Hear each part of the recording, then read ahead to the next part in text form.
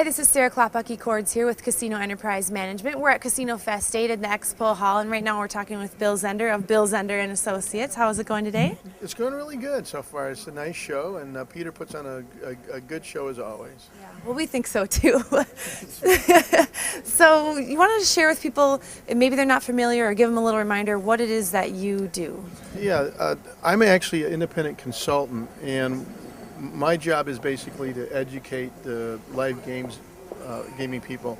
And I do that through several different ways. One is I give management classes on of course, different areas of not. I also leave game protection off the side, but how to run the games, how to staff properly, and that I also do some classes on game protection in like legal techniques like card counting, some illegal techniques. And the third thing I do is casino analysis. I go in, I look at the live games, and I put together like a shopping list for the casino executives of how they can improve and make more money.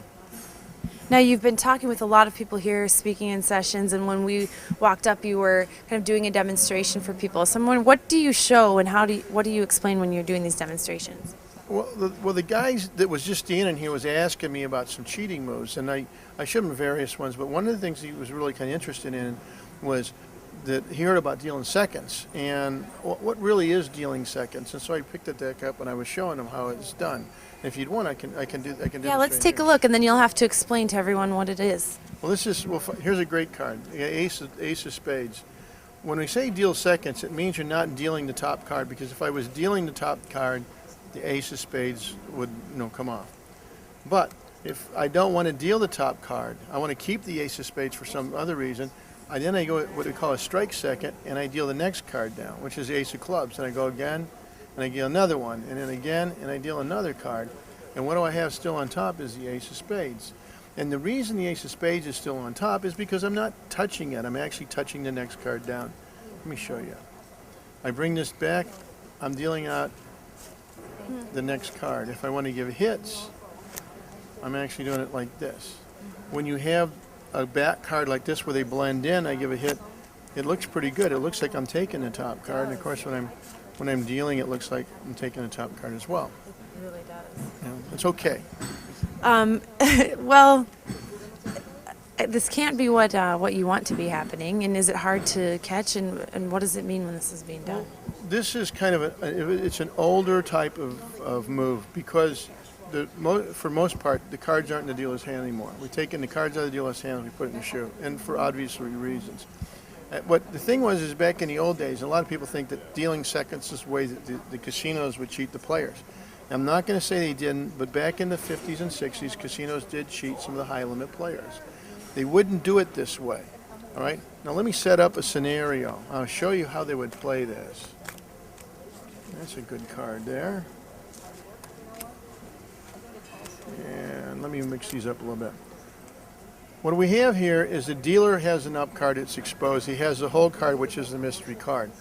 He's looked under the card and he noticed he's got a 3 of hearts, which is not good for the dealer. As the dealer deals around, and this dealer's primary mission is to cheat for the house, by the way. I look at the top card, I see it's a 9, I give it out. I look at the next top card, it's a 7, I give it out. I look at the next card, it's a 4. As I'm giving my hits, I'm looking for a nice sized card. And I'm not getting one. Nope, I can't use the ace. I look around here, there's another ace. Okay, here's a 9, this is nice.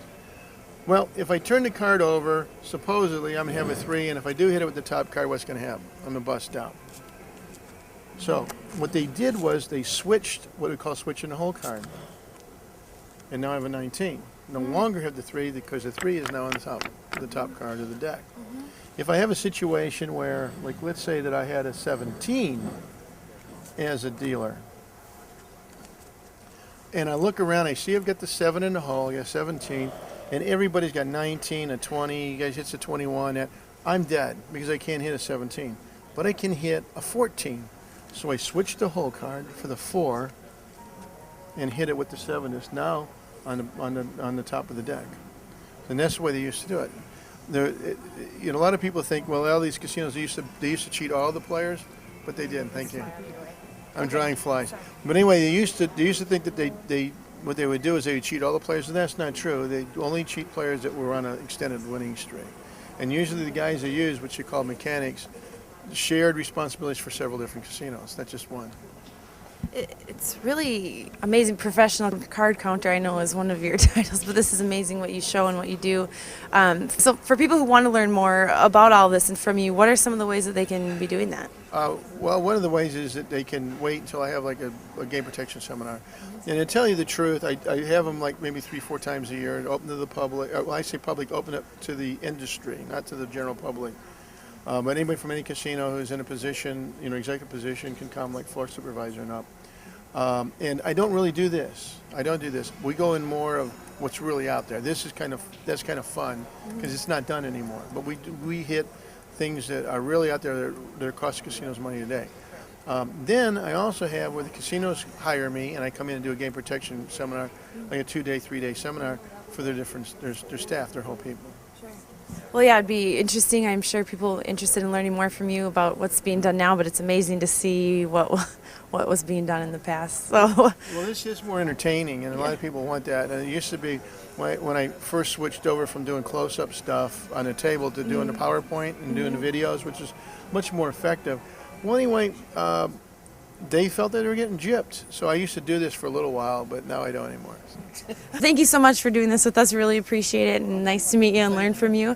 And remember that you guys can find more videos from wonderful people like Bill Zender at CasinoEnterpriseManagement.com.